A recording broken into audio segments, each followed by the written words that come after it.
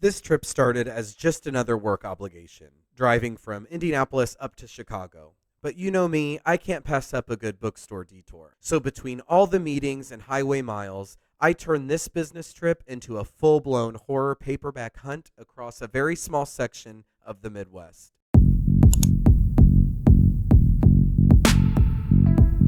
My first stop on this trip was Vaughn's Bookshop in West Lafayette, Indiana. And it is easy to lose track of time inside the labyrinth that is Vaughn's. This landmark shop, which has been around since the late 1960s, feels like a part bookstore, part curiosity cabinet, with row after row of used books and vintage paperbacks stacked alongside vinyl records, odd trinkets, and seemingly everything in between. The basement section in particular has this underground treasure atmosphere that any collector will appreciate. Okay, leaving Vaughn's Books, I definitely could have spent a lot more time in there. They're actually about to close, and I was feeling a little bit rushed, but this is the type of store, even if you're just shopping for books, that you need to plan for at least 2 or 3 hours if you want to appropriately peruse their selection. But then they also have like some clothing items and records, CDs, all sorts of things in there. So, but even if you're someone like me who's just interested in the books, you still need some time. Even though I had limited time, I was able to find a lot of fun stuff. So let me show you what I got. The first was this one. Okay, so this book came on my radar thanks to the channel Little Library of Horrors. And I don't know if I still do, but I have been looking out for the paperback version of this, but I found this hardcover edition of Camp by Alan Saperstein. And it's in pretty good shape. I mean, the dust jacket back here has a little bit of a rip in it. It feels like it's a book club edition for some reason, like the way that, I don't know, I've just seen enough, I've collected enough books to know what a book club edition looks like, but this does not have a notation indicating that. But this was a pretty exciting find. I still prefer the paperback cover, but I'm really excited to read this one. Next we have Lupe by Gene Thompson. That's some great step back art. Ooh, it's ripped a little bit, but look at that kid in a coffin. Love that. I don't remember hearing about this one, but I love a cover that's done well like that. And it's about some demonic child, I believe. So I'm not sure when I'll actually get to this one, but I had to have it. Next, we have a Ruby Jean Jensen, The Lake. Kind of in rough shape, but I have a lot of Ruby Jean Jensen. Say that 3 times fast, but I do not have this one. Next, I really struggled as to whether or not I wanted to bother with this one, but it was cheap, so I just thought might as well. The Fagin by Pat Graverson. I reviewed on a previous video her novel Sweet Blood, and I absolutely hated it. But this has nothing to do with vampires from what I gather, and it's zebra. I thought the cover's pretty awesome. Give her another try, maybe eventually one day. This is more, I have no clue what this is at all, but it is along the lines of domestic horror, like families with hidden secrets, things like that. And this is Private Lies by M.K. Cooper. And the little blurb on the front says, demolishes the beautiful people in an unexpected twist with the force of an Ali uppercut. So yeah, I'm intrigued as to what this about. It was published in 1979.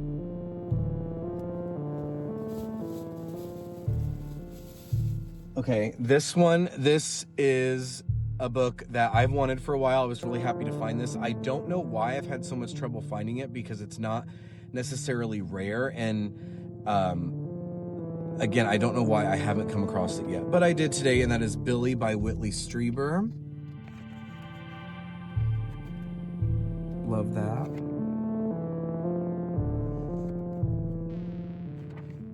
Yeah, I'm definitely excited to read this one. There's just so much I'm excited to read. I don't know when I'll get to it. And this last thing I found is actually a science fiction title. I don't consider myself a fan of science fiction, nor do I think I've read any science fiction unless you consider the Animorphs series from when I was a kid.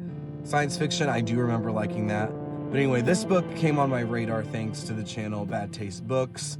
He reviewed it as part of a video earlier this year, and I was intrigued, and I was like, you know what? I need to broaden my horizons a bit when it comes to the fiction I read. And this is Scorpio by Alex McDonough, however you say it. I have had trouble finding this for sure, but when I walked into Vaughn's Books, I will say their sci-fi selection is unmatched. I would say that was most of the basement floor was science fiction. But this book is about an alien who, I forget, he somehow finds his way to medieval times and just the struggles and conflicts that come from that. And this might be a series. I could be wrong, I don't remember. So if I read this and like it, then I believe there's more to come from that. So yeah, that was Vaughn's Books. Definitely got me excited for the rest of what remains on this trip. While in the Lafayette area, I swung by Second Flight Books. This shop is in a refurbished residence, and at first glance, it didn't look too promising. You are greeted with mostly new releases when you first walk in, but I was pleased to find little pockets of used genre fiction as I mazed through the various rooms. You might start in the new horror section and suddenly find an obscure 70s paperback perched next to a weird pulp novel you've never heard of. At Second Flight Books here in Lafayette, Indiana, I wasn't really sure what to expect. It looks really small from the outside, and it's a converted house. And then when I walked in, I was greeted with almost nothing but new books, and I didn't see any signs for a horror section. My hopes were getting dashed within my first few seconds inside the store, but I was proven wrong, because in their horror section, they had a good mix of new and used books, and I for $14 I bought 5 books, and I think that price is really good, especially these days. First one I found, never heard of it, is Bloodkin by Ronald Kelly, and this is a Zebra publication. I believe it came out in the 90s. Yeah, 1996. Vampire novel about some resurrected vampire patriarch of a family. Next up, I've actually seen this at a couple stores in this shopping trip, and I took this as the sign, because I've seen it multiple times, sign that I needed to get it, because I couldn't decide if I was interested or not, and this was only $3.99, so I thought at that price it would be good, and that's Wake of the Werewolf by Jeffrey Kane. Next, The Hunting Season by John Coyne. This one is about some lady who moves to, I believe, the Catskill Mountains to study this group of people who are inbred and live off the grid, and that obviously goes bad. I love the movie Wrong Turn. It's one of my favorite horror films from my childhood, and this seems to be kind of right along those lines. So this one I'll be reading pretty quickly, I think. Next up, we have my last two are both by Gene Simon. These are both Zebra publications. I don't think I've read anything from her. If I remember correctly, I don't think I have read anything. So the first one is Sweet Revenge. And the second one, and the last one from this store, Orphans, again by Gene Simon. So yeah, pretty good little haul from a store that I wasn't expecting much. So pretty successful trip. I finally made it up to Chicago, but I wanted to fit in one more stop before I started working. My last stop of the day turned out to be one of my favorite bookstores I've ever visited. Since 1977, the Book Market Sales and Trading Center in Crest Hill has catered to the Chicagoland book hunting crowd, and for collectors, it's something of a gold mine. I spoke with the owner, who mentioned that people come from all over the Midwest just to visit her store. With hundreds of thousands of books in store and an atmosphere of dig until you find it, I can see why. It's ideal for scoring older horror paperbacks, obscure editions, or just seeing what weird corners of genre fiction are hiding on these shelves. The sheer volume means patience pays off, and when you do uncover something unusual, it feels genuinely special. I was in here for so long that I eventually needed a bathroom break, and while washing my hands, I noticed some boxes in the corner with some familiar covers peeking out. Even though these weren't ready for sale, the owner was nice enough to let me go through the boxes. Luckily, she did, because this is where the true treasure awaited. The Book Market might be my favorite bookstore I've ever been to, and I had to restrain myself because she had so much vintage horror. It wasn't even funny. But I still did some significant damage and found something I've been looking for forever that I have featured on this channel. So first I was excited to find this. I'm just trying to see if the sticker is going to be cleanly removed, and it won't. This one I spent a little too much money on, but Baby Grand by Keene and Johnstone. This is a very popular one. Pretty pricey when shopping for it in most places online, and that was the case for me as well. I paid $60 for this after seeing it at half-price books for $50. I can't believe I did that, but oh well. Sometimes we make bad decisions when it comes to buying books. This one I've never heard of, but it's called Twins by Barry Wood. It's about these twin brother doctors, and they die and they're bound together by something, but I just loved that awkward cover with the two twin brothers on the front.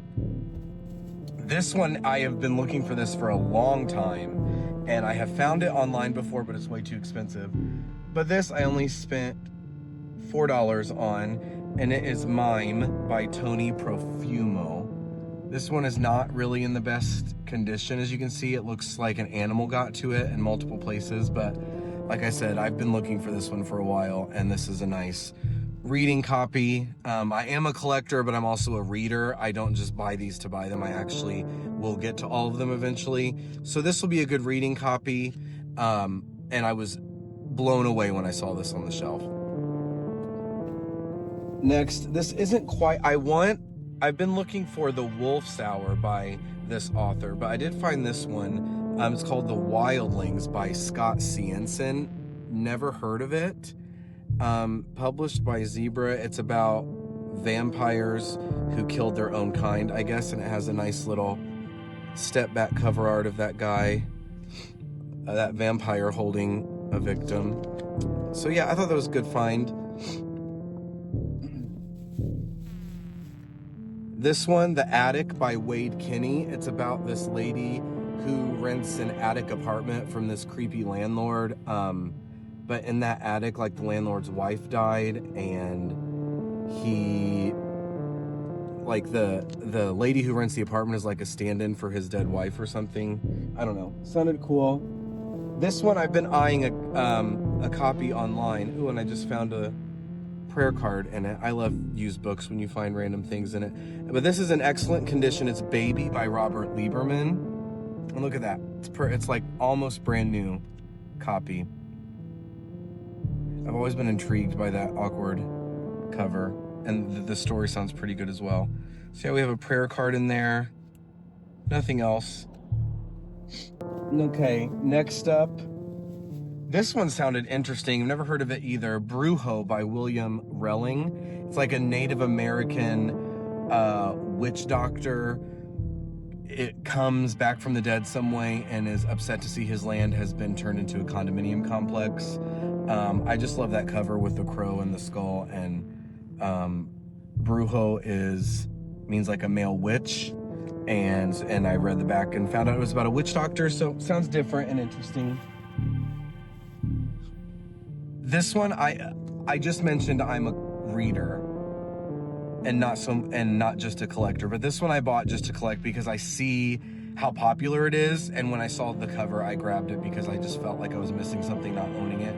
And that is The Glory Hand by Paul and Sharon Borston. Decent shape. This one is called It's Death Angel by Robert Black. Of course, the cover is reminiscent of the Zebra covers of the day. This was not published by Zebra. This is by Pageant Books.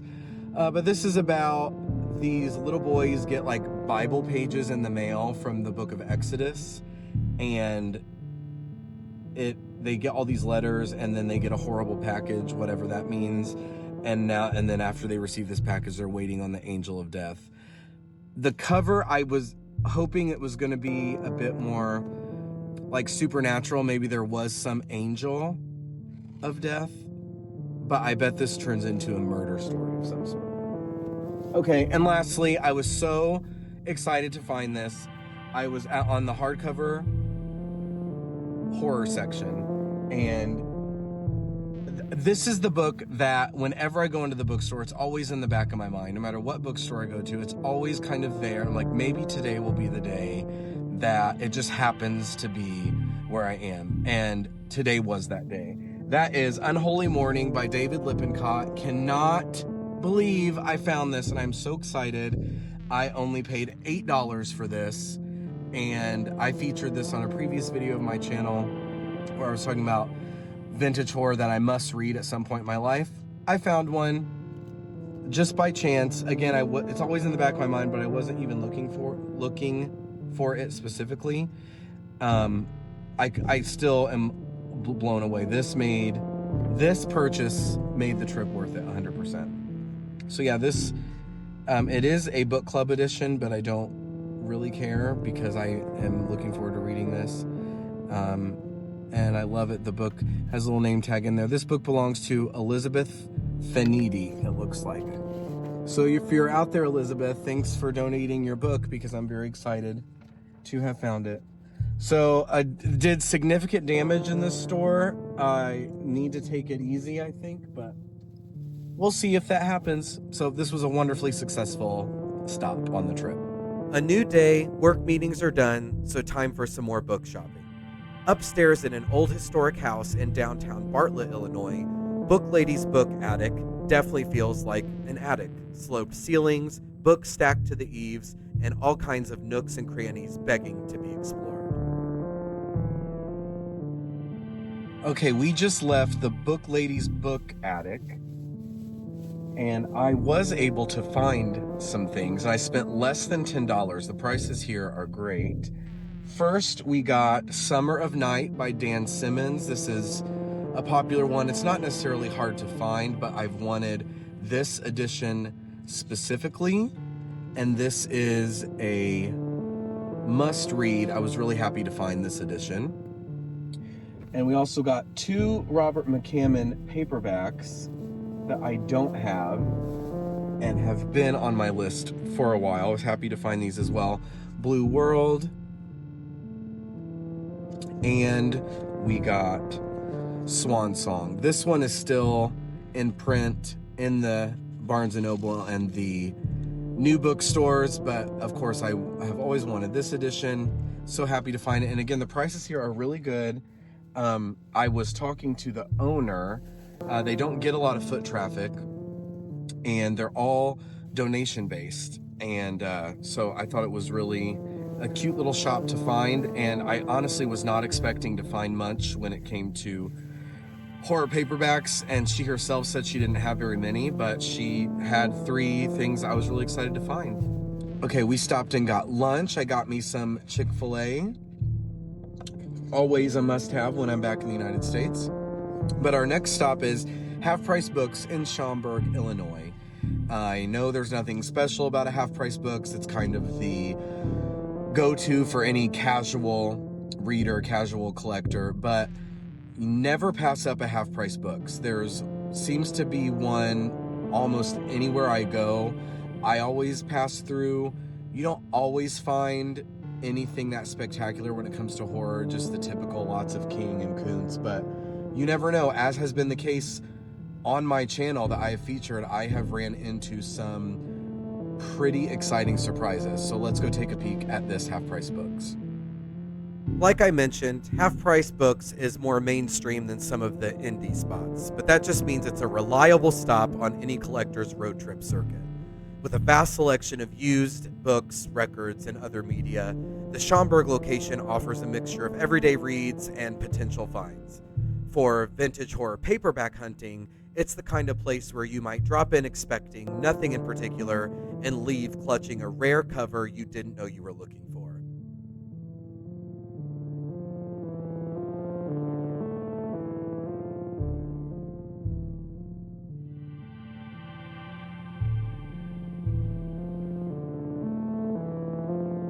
I will mention that Half Price Books knows what it's doing with the truly collectible finds and prices them accordingly. See, this is why you always stop by a Half Price Books. I never expect to find anything, but today I was proven wrong. The first thing I found was Parliament of Blood by Scott Cienson, and the cover alone, it's about vampires in Las Vegas and these people trying to escape them. But I've never heard of this one, at least that I remember, but I honed right in on that zebra horror label on the spine that many of us are familiar with. And then as soon as I took it off the shelf and saw this card dealer vampire, I had to get this one. And then next, this is one I don't remember if I have it or not, but at the price of only $3.99, I figured, oh well, I might as well buy it just in case. And that is Halloween by David Robbins. And then lastly, third one, I've never heard of this one, but this cover alone made me buy it. Harvest of Blood by Vincent Courtney. And from the synopsis on the back, I believe it is another vampire novel. It's about a former detective who became a vampire, and he gets involved with a Central American drug lord that vampires are somehow involved. I thought that sounded fun. Not going to be rushing to read this, but this is a great find, and I love that cover. My last stop on this trip was another Half Price Books location in the same area. This Half Price Books also turned out to be worth the trip, not in a large way, but in a pretty meaningful one. I found this, my eyes kind of went right to it because it has been on my list for a long time. That is Blood Roots by Richie Tankersley Cusick.